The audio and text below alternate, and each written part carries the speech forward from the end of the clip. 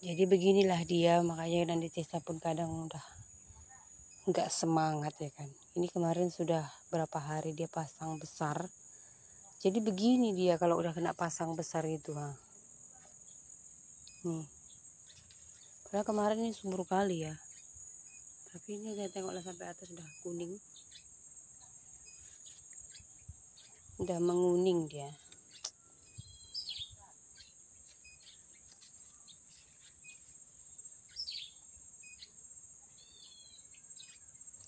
Cabenya pun juga udah sama. Kemarin udah mulai segar, ini udah menguning lagi. Kalau kena air pasang besar itu memang nggak tahan dia ya, karena agak lama juga dia baru surut. Jadi mungkin akarnya itu di dalam itu terlalu terendam atau macam mana, nggak tahu juga. Jadi di sini pun semalam banyak kali yang Tessa tanamin terong. Ini dia. Udah pada mati. Di sini pun banyak semalam yang Tessa tanamin udah pada mati. Jadi biarkanlah, nanti kita tanam lagi. Begini. Ini kalau udah naik kayak gini, lama dia ini baru surut. Ini bisa seminggu. Kalau udah nggak naik lagi pun pasang seminggu nanti dia baru udah surut. Tapi seperti nanti saya bilang sih, ya nggak usah dipusingkan dulu lah, karena masih bisa juga kita panen kangkung. Panen genjer. Tengok ini kangkungnya subur kali kan. Tuh.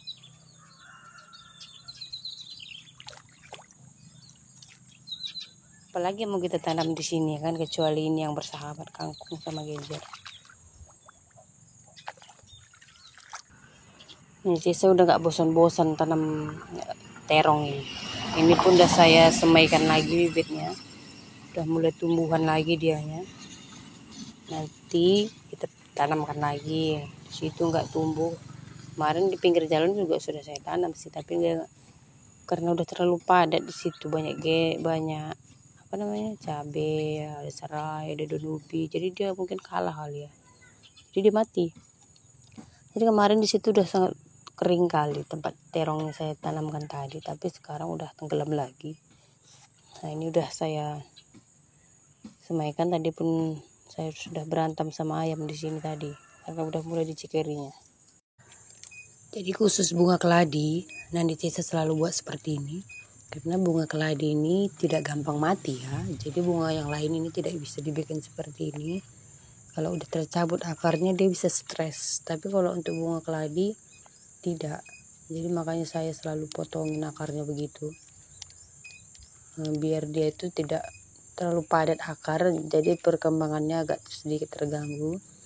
Lepas itu dianya kan akan panjang ke atas dan dia akan kelihatan kurus. Makanya kalau untuk keladi selalu buat seperti ini ya. Dibongkar lagi, lepas itu digunting-gunting akarnya. Kadang pokoknya pun kalau udah panjang aja sepatahkan. Nah itu juga sih yang mungkin buat bunga Nadicesa yang Nadicesa ambil kemarin tempat tengah mati. Tapi bunganya tertinggal di tempat karunya Cesa, tempat mama. Tapi tadi saya sudah titip sama mama, nanti kalau dia ke kebun singgahkan di rumah. Kemarin karena si bocah pun pulangnya agak sedikit rempong, jadi itulah tertinggal, saya taruh di dekat kolam ikan mama kemarin. Semoga lah nanti aman-aman di sana ya. Nanti kecewa kali mak tengah kalau tidak saya tanamkan. Aku bikin tak bisa dibawa, tak ada yang naruh, kotak-kotakan aja di dalam sawing. Sebenarnya sih ya banyak sih yang mau, cuman nantilah nggak ada, belum ada duit katanya. Udah lah. Iyalah, saya bu katanya, kan aku bilang ya.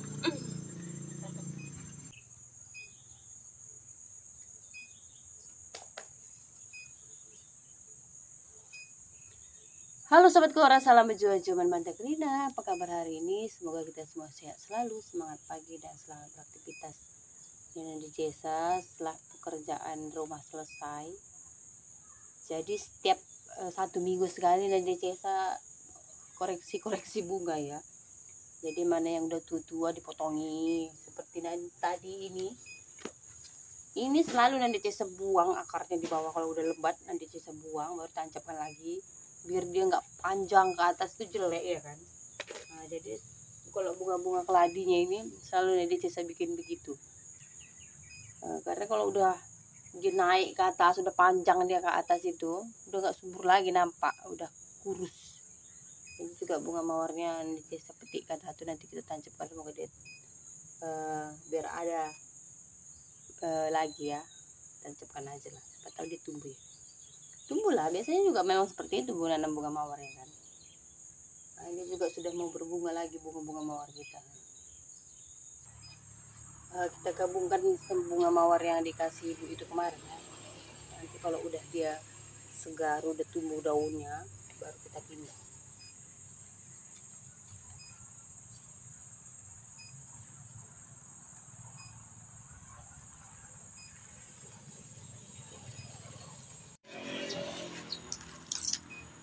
Oke lah, sambil nanti saya lanjut, dan saya juga mau jawab sebagian dari teman subscriber kita dan juga yang komen ya. Lebih baik tanam sayuran daripada tanam bunga katanya ya kan. Jadi kalau tanam sayuran bisalah, intinya kita untuk jimat ke dapur atau bisa kita jual begitu, jadi ada manfaatnya, itulah mungkin maksudnya ya kan. Tidak apa-apa, itu memang komentar yang bagus sih menurut Andi Jesa. Cuman kalau prinsip saya, kenyamanan rumah itu sangat penting. Jadi bukan saya tidak menanam sayuran ya, teman-teman juga lihat semuanya juga ada juga beberapa saya tanam sayuran, cuman karena faktor ini dan itu nggak seutuhnya kita bisa tanam di tanah kita ini ya. Tapi nggak pun kita tanam, di situ juga ada hasilnya, kita bisa petik sayuran yang lain. Dan menurut saya kenyamanan rumah itu tidak bisa diabaikan, itu penting ya.